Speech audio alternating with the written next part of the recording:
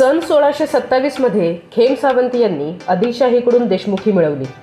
तेच सावंतवाडी संस्थानचे राज्य संस्थापक होते. पुढे हे संस्थान स्वातंत्र्यानंतर 8 वर्षांनी भारत देशात विलीन करण्यात आले.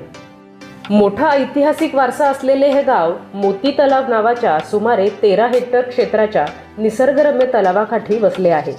मोती तलावाच्या बाजूने शहरातील मुख्य प्रशासकीय इमारती, बाजारपेठ तसेच शैक्षणिक संकुले आहेत.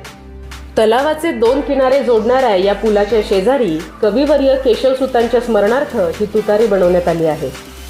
सावंतवाडीने देशाला लेखक वि. स. खांडेकर, कवी मंगेश पाडगावकर अशा अनेक प्रसिद्ध व्यक्ती दिल्या.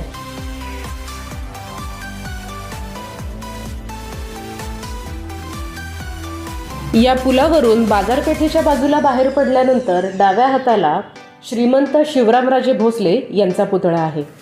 शिवरामराजे